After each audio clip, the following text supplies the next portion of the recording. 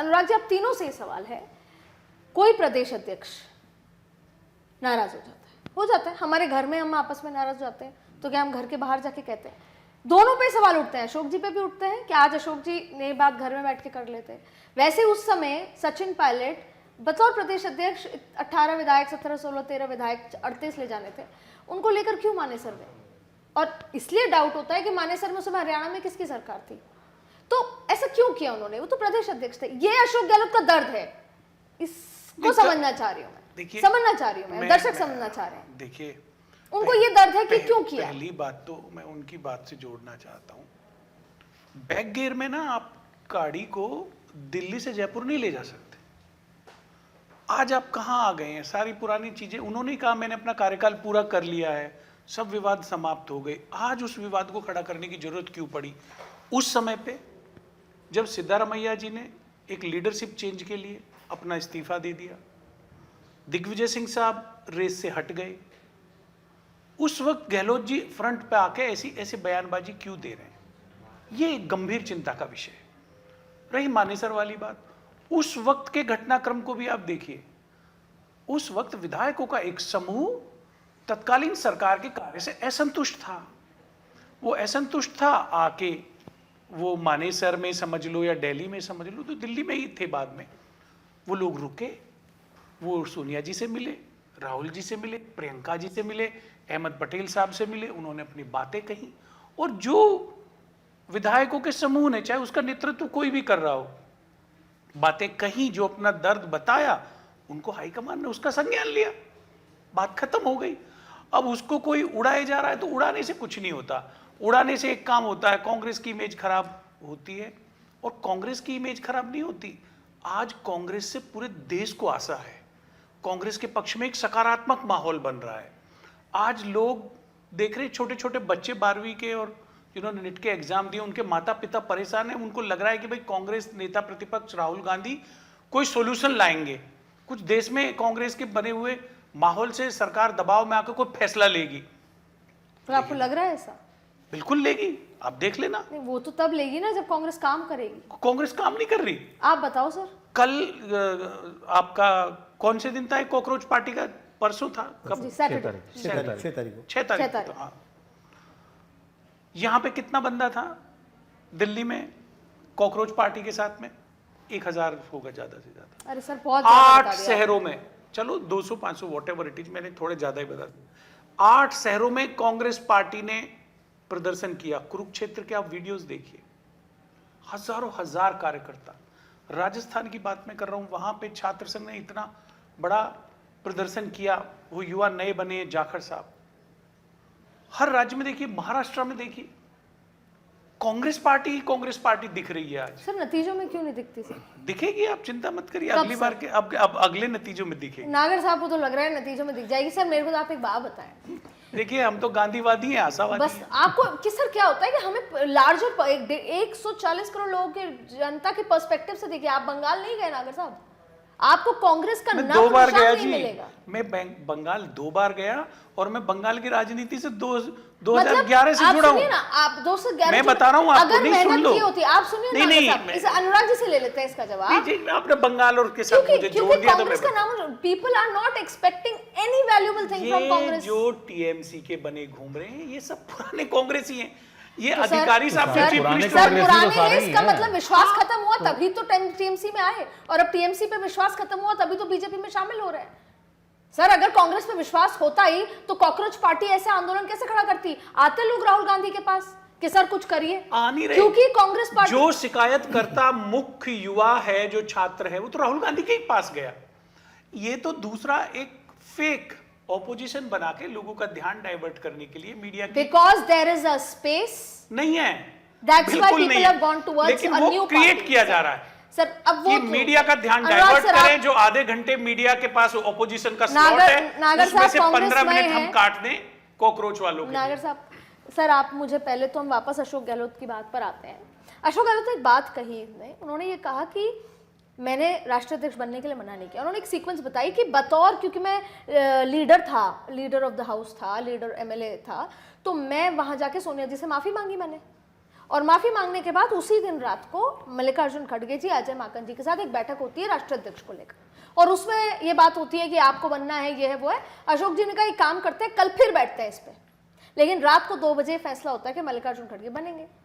उनका ये दावा है कि मैंने मना नहीं किया था, यानी कि षड्यंत्र हुआ। रात को क्यों तय हो गया जब ये हुआ था कि नेक्स्ट डे होगी मीटिंग? क्या कहना चाहेंगे? देखिए इसमें और अशोक, इस जस्ट टू ऐड ऑन, वो चाहते थे, उन्होंने ये बोला बयान कि 100 में से किसी वो वफादार 100 विधायक जो बाड़े में थे लंबे समय, उनमें से किसी को ही बनाए थे। देखिए अदिति जी, अशोक जी बहुत सीजन्ड पॉलिटिशियन है। मतलब जो मैं अपनी रिपोर्टिंग के दौरान अशोक जी से बहुत मिला हुआ हूँ, बहुत पहले, बहुत सीजन्ड पॉलिटिशियन है, बहुत सीजन्ड पॉलिटिशियन है। वो जो कह रहे हैं, मैं उसमें बहुत ज़्यादा ये नहीं कहूँगा कि वो गलत बोल रहे हैं या वो उन्होंने कुछ He has a timing and an intention. मतलब देखिए एक चीज़ स्पष्ट है, अशोक जी की बातों में एक चीज़ स्पष्ट है कि वो या तो कुछ ऐसी चीज़ें हो रही हैं जो अभी पब्लिक डोमेन में नहीं आई हैं और वो आएंगी आने वाले समय में। एक चीज़ स्पष्ट है कि वो राजस्थान की राजनीति में अपना भविष्य देख रहे हैं। अशोक गहलोत जी के साथ एक चीज़ और भी है कि अब वो से आप कांग्रेस में आप दुर्भाग्य भी कह सकते हैं कि राजस्थान कांग्रेस में एक ऐसी सिचुएशन बनी हुई है कि वहाँ पे एक ही कोई हो सकता है, चाहे पायलट जी हों या गहलोत जी हों। तो अब वो एक कौन होगा, उसकी सारी लड़ाई है। वो शुरू से चाहते हैं कि पायलट जी केंद्र की राजनीति करें, वो राज्य की राजनीति ना करें। तो उसके लिए क्या कुछ हो रहा है। लेकिन हाँ, पायलट जी भी, अब देखिए पायलट जी को अगर वो रास्ता दे देंगे तो अभी पायलट जी के पास राजनीति के बहुत साल बचे हुए हैं, फिर तो गहलोत जी की राजनीति खत्म हो जाएगी ना। अब वो भी एक चीज, अनुराग जी कहना चाह रहे हैं कि पायलट साहब ठीक है ना, एक चांस और दे दें गहलोत साहब को, ये कहना चाह रहे हैं आप? नहीं, 80 साल के व्यक्ति को मुझे नहीं लगता 80 हुए नहीं सर, अभी 5 साल है। नहीं तो 5 साल है। कांग्रेस में 80 का कौन सा फार्मूला है? बताइए, वहां तो प्रधानमंत्री, मुख्यमंत्री बने। मोतीलाल मल्लिकार्जुन वोरा खड़गे जी 84 इयर्स सर, 84 इयर्स। मल्लिकार्जुन खड़गे साहब अध्यक्ष हैं और कोई चीफ मिनिस्टर नहीं है। और देश में युवाओं की आप संख्या देखिए कितनी बड़ी। अच्छा सर, एक बात बताइए, अदिति जी एक चीज मैं यहाँ ऐड कर दूं, कांग्रेस की राजनीति में उम्र का कभी कोई फार्मूला रहा ही नहीं है।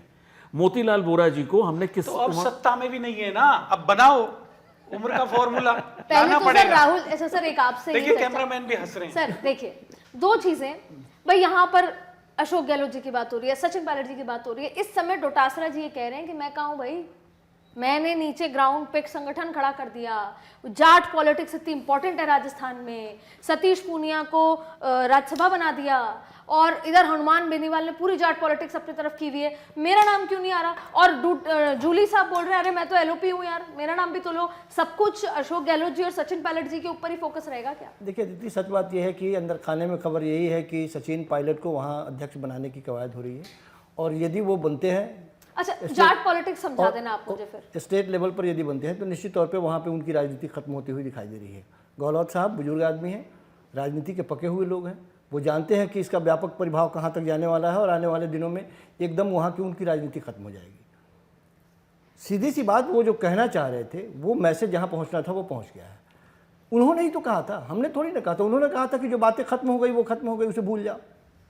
गहलोत साहब ने कहा था, और आज वो भूले हुए बात को यदि वो छेड़ रहे हैं, दोबारा छेड़ रहे हैं, तो जाहिर सी बात है महत्वाकांक्षाएं अभी भी बाकी है, और उस महत्वाकांक्षा को लेकर के वो चल रहे हैं। चाहे राज्यसभा भेजने की बात हो, जिसको भेजने की बात है उस पर भी एक प्रश्न चिन्ह खड़ा हो रहा है।